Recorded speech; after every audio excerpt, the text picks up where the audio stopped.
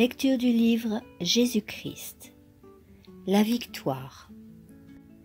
Alors, le diable le transporta dans la ville sainte. Il le mit sur le faîte du temple et lui dit : « Si tu es le Fils de Dieu, jette-toi en bas, car il est écrit : il ordonnera à ses anges de veiller sur toi, et ils te porteront dans leurs mains de peur que ton pied ne heurte contre quelque pierre. » Satan croit se placer maintenant sur le terrain de Jésus. L'ennemi plein de ruses propose à son tour des paroles émanant de la bouche de Dieu. Il continue à se montrer comme un ange de lumière et donne des preuves de sa connaissance des Écritures et de l'intelligence qu'il en a. Jésus s'est servi de la parole de Dieu pour soutenir sa foi. Le tentateur s'en sert pour couvrir ses séductions. Il feint d'avoir voulu mettre à l'épreuve la fidélité de Jésus et loue sa fermeté. Puisque le Sauveur a manifesté sa confiance en Dieu, Satan veut un nouveau témoignage de sa foi. Il insinuera encore un doute, comme préface à la tentation. « Si tu es le Fils de Dieu ». Le Christ est tenté de répondre à ce « si ». Il se garde pourtant de donner la moindre prise au doute. Il ne veut pas mettre sa vie en péril pour fournir une preuve à Satan. Le tentateur pensait ainsi pouvoir tirer avantage de l'humanité du Christ et le faire tomber dans la présomption. Mais si Satan peut solliciter au péché, il ne peut nous y contraindre. Il dit à Jésus : « Jette-toi en bas », sachant bien qu'il ne peut pas le jeter en bas lui-même, car Dieu interviendrait pour le délivrer. Satan ne peut pas non plus forcer Jésus à se jeter en bas. Le Christ ne serait vaincu qu'en donnant son assentiment à la tentation. Toute la puissance de la terre ou de l'enfer ne pourra le forcer à se départir au moindre degré de la volonté de son Père. Le tentateur ne peut jamais nous contraindre à faire le mal. Il ne peut dominer notre esprit que si nous cédons à son influence. Pour que Satan puisse exercer sa puissance sur nous, il faut que notre volonté y consente et que notre foi cesse de s'attacher au Christ. Cependant, tout désir coupable entretenu par nous lui fournit un point d'appui. Tout point sur lequel nous ne réussissons pas à atteindre à l'idéal divin lui ouvre une porte par laquelle il s'empressera d'entrer pour nous tenter et nous détruire. Et toutes nos chutes, toutes nos défaites lui fournissent l'occasion de jeter un blâme sur le Christ. En citant la promesse, il ordonnera à ses anges de veiller sur toi. Satan omit les mots pour te garder dans toutes tes voies, ce qui veut dire dans toutes les voies que Dieu nous a tracées. Jésus refusa de sortir du sentier de l'obéissance.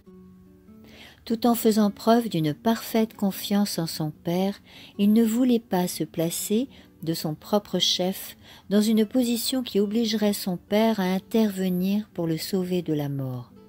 Il ne voulait pas, en obligeant la Providence à venir à son aide, négliger de donner à l'homme un exemple de confiance et de soumission.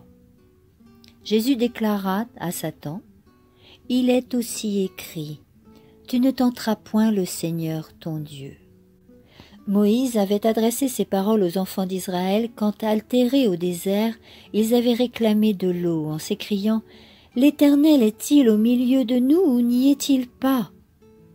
Dieu avait opéré en leur faveur des choses merveilleuses, mais dans leur détresse ils doutèrent de lui et voulurent une preuve qu'il était avec eux.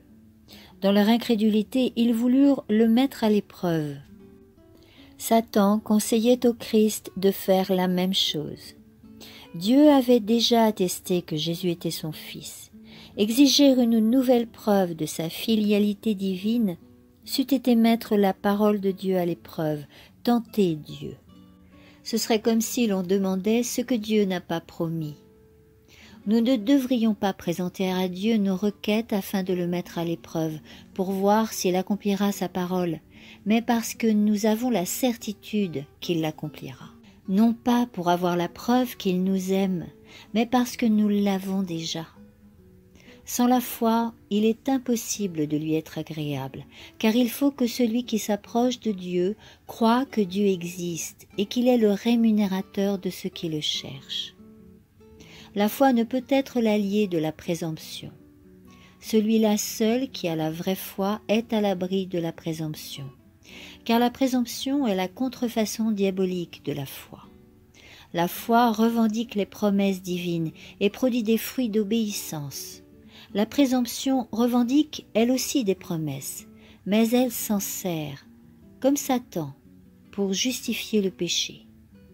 La foi aurait conduit nos premiers parents à se confier en l'amour de Dieu, à obéir à ses commandements. La présomption les amena à transgresser sa loi, pensant que son grand amour les préserverait des conséquences de leurs péchés. Ce n'est pas la foi qui implore la faveur du ciel sans remplir les conditions auxquelles est subordonné le don de la grâce. Une foi authentique a son fondement dans les promesses de l'Écriture. Souvent, lorsque Satan n'a pas réussi à provoquer notre défiance, il nous fait tomber dans la présomption. S'il obtient que nous nous placions sans nécessité sur le chemin de la tentation, il tient la victoire. Dieu gardera tous ceux qui marchent dans le sentier de l'obéissance, sans s'éloigner, sans s'aventurer sur le terrain de Satan. Ici, nous sommes sûrs de tomber. Le Sauveur nous a adressé cette exhortation « Veillez et priez, afin que vous ne tombiez pas dans la tentation ». La méditation et la prière peuvent nous empêcher de nous précipiter de nous-mêmes sur la voie du danger et nous éviter ainsi bien des défaites. Il ne faut cependant pas perdre courage quand la tentation nous assaille. Souvent, lorsque nous nous trouvons dans une situation difficile, nous doutons que l'Esprit de Dieu nous ait conduits. Ce fut pourtant l'Esprit qui poussa Jésus au désert pour y être tenté par Satan. Quand Dieu nous met à l'épreuve, il a pour but notre bien. Jésus n'a pas présumé des promesses divines en s'exposant de son propre chef à la tentation. Et il ne s'est pas non plus laissé glisser dans le découragement quand celle-ci survint. Imitons-le. Dieu est fidèle et il ne permettra pas que vous soyez jamais tentés au-delà de vos forces. Mais il vous aidera à triompher de la tentation en vous donnant la force de la supporter. Il dit, pour sacrifice, offre à Dieu tes louanges et accomplis tes vœux envers le Très-Haut. Jésus a eu la victoire dans la seconde tentation. Satan alors révèle son véritable caractère. Il ne paraît cependant pas sous la forme d'un monstre hideux ayant le pied fourchu et des ailes de chauve-souris. Quoique tombé, il est un ange puissant et il se donne comme le chef de la rébellion et le Dieu de ce monde. Ayant placé Jésus sur une haute montagne, Satan fait passer devant lui comme en un panorama les royaumes de ce monde, avec toute leur gloire.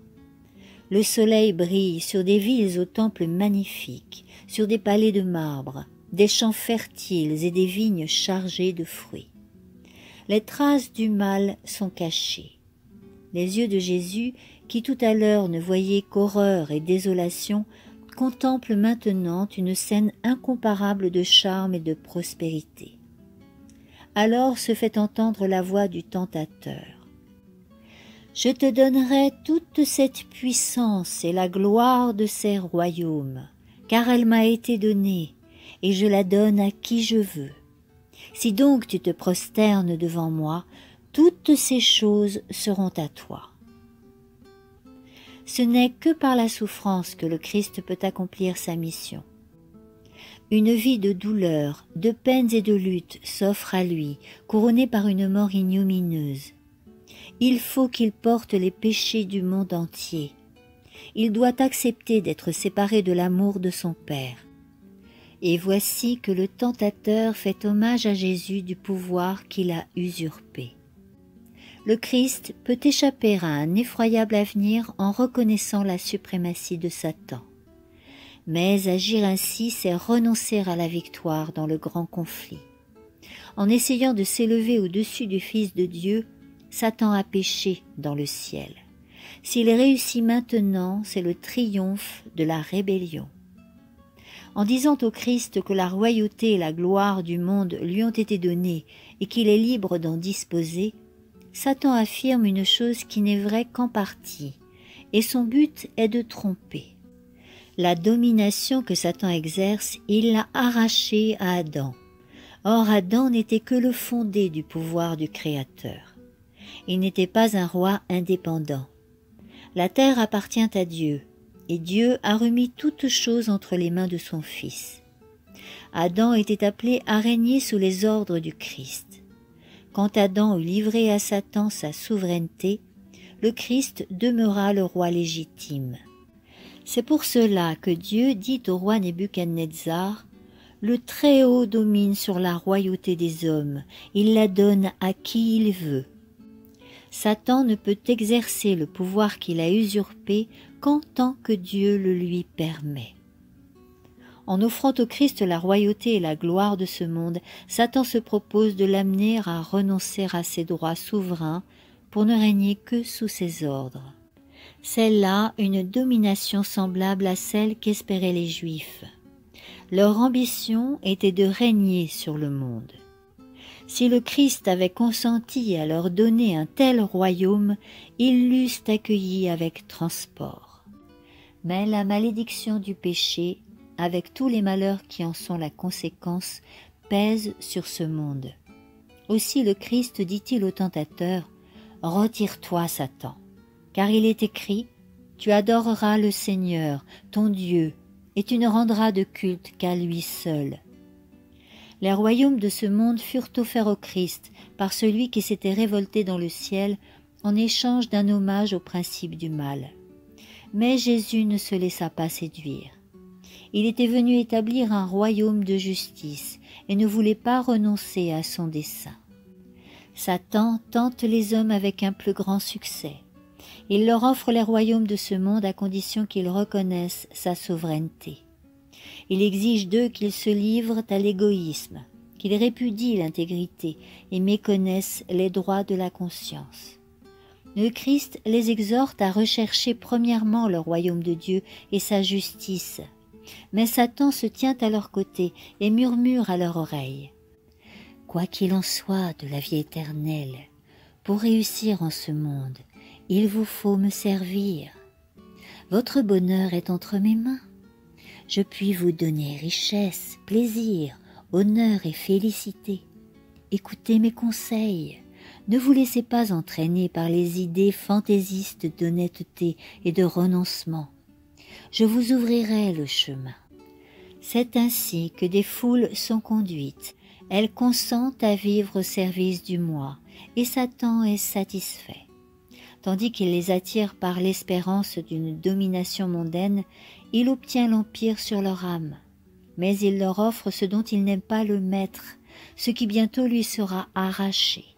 En revanche, il les prive de leur titre à l'héritage des fils de Dieu.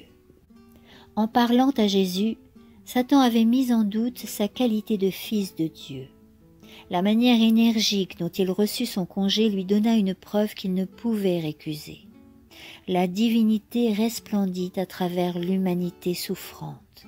Satan n'eut pas le pouvoir de résister à ce commandement.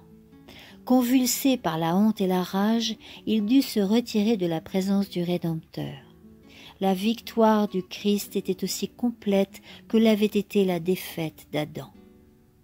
Nous pouvons de même résister à la tentation et obliger Satan à s'éloigner de nous. Jésus a remporté la victoire par la soumission et la foi en Dieu, et il nous fait dire par un apôtre « Soumettez-vous donc à Dieu, résistez au diable, et il fuira loin de vous. Approchez-vous de Dieu, et il s'approchera de vous. » Nous ne pouvons échapper par nous-mêmes au pouvoir du tentateur. Il a vaincu l'humanité, et si nous essayons de nous défendre par nos propres forces, nous devenons la proie de ses artifices. Mais le nom de l'Éternel est une forte tour, le juste y court et y trouve une haute retraite. Satan tremble et fuit devant l'âme la plus faible quand elle cherche un refuge sous ce nom tout-puissant. Après le départ de l'ennemi, Jésus, blême, tomba exténué sur le sol.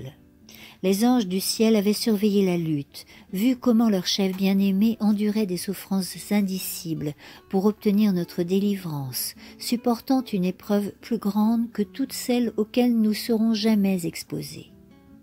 Les anges accoururent et servirent le Fils de Dieu, qui paraissait sur le point d'expirer. Ils le fortifièrent par des aliments, le réconfortèrent par le message de l'amour de son Père, par l'assurance que le ciel tout entier participait à son triomphe. Jésus, ayant repris ses sens, son grand cœur se remplit à nouveau de sympathie pour l'homme, et il s'apprête à poursuivre l'œuvre commencée. Il ne cessera pas qu'il n'ait vaincu l'ennemi et racheté l'humanité. Suite de la lecture dans le prochain audio intitulé « Nous avons trouvé le Messie ».